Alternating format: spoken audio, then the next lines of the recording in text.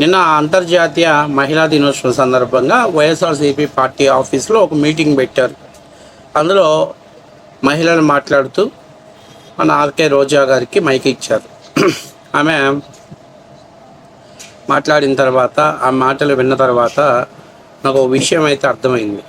అదేంటయ్యా అని అంటే, కొక్కరాయి నువ్వెందుకు పుట్టావే అంటే, చక్కదనమైన దాన్ని ఎక్కిరించడానికి పుట్టాను అని అందంట. ప్రస్తుతం వైసీపీలో గత 5 ఏళ్లలో ఆర్కే రోజా ఎలా ప్రవర్తించారో, ఎలా ఉన్నారో మనందరికీ తెలుసు. ఆమె మాట్లాడుతుంది హోమ్ మినిస్టర్ గురించి. హోమ్ మినిస్టర్ అనిత గారికి పెద్దగా పని ఏం లేదు, డాన్సులు వేస్తుంది, ఆటలాడుతుంది, అలాగే ఓ అని కేక పెట్టేస్తుంది అంటూ అనిత గారి గురించి మాట్లాడుతుంది.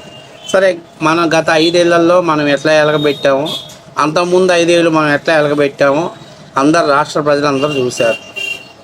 2014 నుంచి 19 దాకా అసెంబ్లీలో సహచర ఎమ్మెల్యేలని, మంత్రుల్ని అసభ్యకరంగా తొలనాడాం. సాటి మహిళని కూడా చూడకుండా ఒక దళిత మహిళ అయినటువంటి పీతల సుజాత గారి బాడీ షేమింగ్ చేశాం. ఆ తర్వాత సస్పెన్షన్కి గురైన తర్వాత అదే శాసనసభలో మరో దళిత మహిళ అయినటువంటి అప్పటి వంగలపూడి అనిత గారిని అవమానపరిచాం.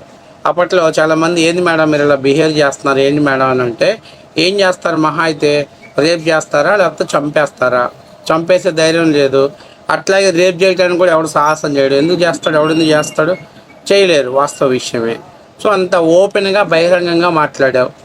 అలాంటి నువ్వు సరే ఏదో రోజా గట్టిగా మాట్లాడుతుందని చెప్పి 2019లో నగర నియోజకవర్గం నుంచి బోటాబోటీ మెజార్టీతో గెలిచిన తర్వాత ఇక తెలుగుదేశం పార్టీ 23 సీట్లు పరిమితమైన తర్వాత ఒక మహిళగా ప్రత్యర్థి పార్టీని ఎదుర్కోవడంలో తప్పులేదు. కానీ నీ నోటికి అసలు ఎక్కడైనా అడ్డు అదుపు ఉందా? నీ ఇష్టాసారంగా మాట్లాడావు, ఎట్లా పడితే అట్లా, ఏది పడితే అది. పవన్ కళ్యాణ్ గారి గురించి మాట్లాడావు, లోకేష్ గురించి మాట్లాడావు, చంద్రబాబు గురించి మాట్లాడావు, ఎవరి గురించి మాట్లాడినా ఏకవచనంతో మాట్లాడావు. కానీ శాసనసభలో మాత్రం జగన్మోహన్ రెడ్డి గారికి భజన చేస్తూ కూర్చున్నావు. ఇవాళకైనా ఈ రకంగా ఓడిపోయిన తర్వాత ఎప్పుడైనా ఆత్మవిమర్శ చేసుకున్నావా? అసలు వైసీపీలో సంకనాగిపోవటానికి సగం కారణం నువ్వు కూడా చాలా కీలక పాత్ర.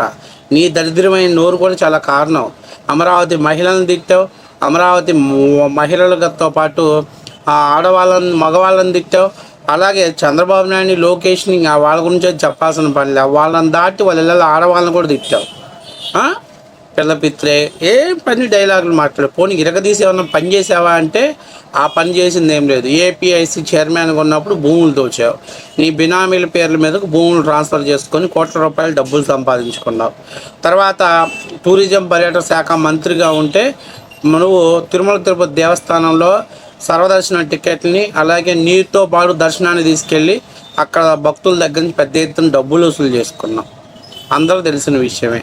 టికెట్లు అమ్ముకొని, బ్లాక్లు అమ్ముకొని డబ్బులు సంపాదించుకున్నావు. చెయ్యని పనులే ఉన్నాయి, అన్ని చెత్త పనులు చేసావు. తర్వాత నియోజకవర్గంలో ఎర్రమట్టిని అన్నిటిని కూడా తమిళనాడుకు తరలించావు. అక్కడ ఉన్నటువంటి నియోజకవర్గంలో ఉన్నటువంటి అందరూ కూడా రోజా మాకొద్దు స్వామి, ఓడిపోయిద్ది, మమ్మల్ని అసలు వద్దు అని అంటే తప్పనిసరి పరిస్థితిలో ఎవరు పోటీ చేయక నీకు టికెట్ ఇస్తే 2024 ఎలక్షన్స్లో 40,000తో ఓడిపోతే సిగ్గు లేకుండా బయటకు వచ్చి ఈవీఎంల గుండా ఓడిపోయానని చెప్తున్నావు. అంటే నువ్వు చూసుకోవాల్సింది మినిస్టర్గా ఉండి, అలాగే ఎమ్మెల్యేగా ఉండి జబర్దస్త్లో డబల్ మీనింగ్ డైలాగులు, యానల్లో చూపుకుంటూ డాన్సులు వేయటం, ఇలా చెత్త పనులు. ఎన్ని చెత్త పనులు చేసావు నువ్వు? రైతులు అకాల వర్షాలతోటి పంటలు నష్టపోయి ఇబ్బంది పడుతుంటే నువ్వు ఇన్స్టాగ్రామ్స్లో రీల్ చేసుకోబోతున్నావు. అలాంటి నువ్వు ఇవాళ వంగలపూడి అనిత గారి గురించి మాట్లాడుతున్నావు. అసలు నీ చక్కదనం, నీ పుట్టక, నీ వ్యవహారం ఎవరైనా తెలిసినోడు ఎవడైనా, అసలు రోజా మాట్లాడుతుంటే ఎవడైనా అంటారు. వైసీపీలు ఇప్పుడు కూడా చాలామంది మాట్లాడుతున్నారు, బాబు దయచేసి ఆమెను కట్టడి చేయండి నాయన, పార్టీ దెబ్బతింటుంది, పార్టీ ప్రతిష్ట దెబ్బతింటుంది, ఆమెను దయచేసి ఈ పార్టీ నుంచి సాగనంపినా కూడా ఆశ్చర్యపోవాల్సిన పని లేదు, దయచేసి సాగనంపండి, పార్టీ అధికారంలోకి వచ్చే అవకాశాలు ఉన్నాయని చెప్తున్నారంటే ఒకసారి అర్థం చేసుకో. మీ సొంత పార్టీలోనే నీకు ఎంత నెగిటివిటీ ఉందో అర్థం చేసుకోవాలి. అవన్నిటిని ఓవర్కమ్ చేసుకొని ముఖానికి ఏదో ఓవర్గా మేకప్ వేసుకొని మీడియా ముందుకు వచ్చేసి ఆ మహిళ ఇట్లా, ఈ మహిళ ఇట్లా, అసలు వాళ్ళు తిరిగి మళ్ళీ ఏమన్నా అంటే మాత్రం ఓర్చుకునే పరిస్థితిలో లేవు. ప్రతి వాళ్ళని బాడీ షామింగ్ చేయటం, క్యారెక్టర్ అసెస్ చేయటం, ఇదే నువ్వు మాట్లాడే విధానం. మళ్ళీ తిరిగి వాళ్ళు ఏదైనా తిరిగి రిటర్న్ కౌంటర్ ఇస్తే నేను మహిళనండి, సభ్య సమాజంలో నన్ను ఇలా అవమానపరుస్తారా, నేను ఒక సినిమా సెలబ్రిటీని, అయిపోయిందమ్మా సినిమా సెలబ్రిటీస్ అయిపోయింది. ఇలా సినిమా ఫీల్డ్లోకి వెళ్తే నీకు అమ్మమ్మ క్యారెక్టర్లో లేకపోతే నాయనమ్మ క్యారెక్టర్లు ఇచ్చే స్థాయికి వచ్చావు. ఇంకా నువ్వు ఆ సినిమా ఫీల్డ్ మర్చిపో. ఇంకా నేను బాలాకుమారిని నిన్నగాక మొన్నే సాపెక్కినటువంటి 16 ఏళ్ళ పడుచు పిల్లని అనుకుంటున్నామేమో, అదేం కాదు. అంటే నేను చెప్పేందంటే నువ్వు బెంగళూరు పబ్బుల్లో డ్యాన్సులు వేసావు, ఇటలీలోకి వెళ్ళిపోయి స్కట్లు వేసావు. ఇవన్నీ నీ ఏజ్కి తగ్గవి కాదు, నీ పదవికి తగ్గే పనులు కూడా కాదు. మరి నువ్వు నీదేందో నీ చూసుకుంటే నీదే చాలా వరస్ట్గా ఉంది. పోనీ నువ్వేమన్నా చక్రంగా పనిచేసావంటే అది లేదు. పోనీ నువ్వేమన్నా హిందూ సాంప్రదాయం ప్రకారం బట్టలు వేసుకున్నావంటే అది లేదు. పోనీ గతంలో నీ నోరేమన్నా మంచిదా అంటే అది మున్సిపాలిటీ కంటే దారుణం, డ్రైనేజ్ కంటే చెత్త కంటే దారుణం. ఇంకా అలాంటిది నువ్వు ఇలా ఏదో అంతర్జాతీయ మహిళా దినోత్సవం సందర్భంగా నువ్వు వచ్చి మాట్లాడటం, ఉర్దూ కళ్యాణిని పొగడటం. నేను ఉర్దూ కళ్యాణి గారిని పొగిడినందుకు నేను అసలు ఏమనట్లేదు. ఎందుకో తెలుసా, ఆమె ఒక ప్రతిపక్ష పార్టీకి సంబంధించిన ఎమ్మెల్సీ గారైనా చక్కగా మాట్లాడుతున్నారు, హోందాగా మాట్లాడుతున్నారు. ఆమెను పొగట్టం కాదు, ఆమెను నువ్వు ఫాలో అవ్వాలి. అరే ఏంట్రా నేనేంటి కళ్యాణి గారికి మరి తేడా ఏంటి అనేది చూసుకొని ఫాలో అవ్వాలి. ఫాలో అయితే కొంచెం విలువ వాల్యూ పెరిగిద్ది. అంతేగాని ఇంక నేను ఇంతేను, నేను బురదలో పడ్డ పంది సామితే దొర్లాడతాను, నేను అందరి మీద బురద జిమ్ముతాను, నాకు అందరి మీద బురద చల్లటమే సరదా అనుకుంటే మాత్రం ఖచ్చితంగా 2029లో కూడా నువ్వు అసలు డిపాజిట్లు లేకుండా, బహుశా నాకు తెలిసి నగరి టికెట్ అయితే నీకు రాదు, లేదు సినిమా క్లోజు.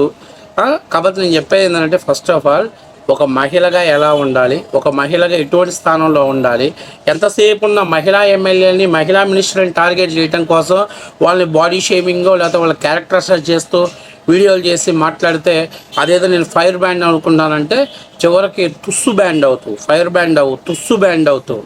కాబట్టి నువ్వు గత 5 ఏళ్ళు ఎలగబెట్టింది ఏం లేదు. నీ దరిద్రాలతో పోల్చుకుంటే వంగలపూడి అనిత గారు 100 రెట్లు బెటరు. అర్థమైందా? నువ్వు మినిస్టర్గా కొనసాగుతా జబర్దస్త్ షోలకి, లేకపోతే ఏపీఎస్సీ చైర్మన్గా కనబడతా డబుల్ మీనింగ్ డైలాగులకి, బతుకు జెండా బండి షోలకి. అసలు ఏం సమాజానికి మెసేజ్ ఇచ్చినావు మా నువ్వు? ఉంటే అసెంబ్లీలో ఉంటావు, అక్కడన్నా కుదురుగా ఉంటావు అంటే అసెంబ్లీలో భజన జగన్మోహన్ రెడ్డికి, లేదంటే టీవీ షోస్లో ఉంటావు, అక్కడ రెమ్యునేషను ఇక్కడ రెమ్యునేషను, మళ్ళీ సేవ చేస్తున్నానని కలరింగ్ ఇస్తావు. సేవ మాటను నువ్వు చేస్తున్న లూటీ అందరికీ తెలిసిన విషయమే. కాబట్టి ఆర్కే రోజు నేను చెప్పేదంటే నీకే గురిగింజను మించినటువంటి నలుపు ఉంది. ఇంకా ఎందుకు నువ్వు నీ కలర్ తేడా అయినా నీకు కనపడట్లేదేమో కానీ నీదే సక్రంగా లేదు. నువ్వు ఇంకొకరిది ఎందుకమ్మా కడగటం అవసరమా? మూసుకొని నీ పని నువ్వు చూసుకోమ్మా. వచ్చి నువ్వు మాట్లాడటం అందుకే నిన్నెవరు కిరణ్ మాట్లాడాడు, రోజా మాత్రం టీమిండియాకి విషయం చెప్పకుండా చూడండి లేకపోతే కప్పు పోయే ప్రమాదం ఉందన్నారు. కానీ నిన్న చేయకపోవటం మంచిదే అయింది.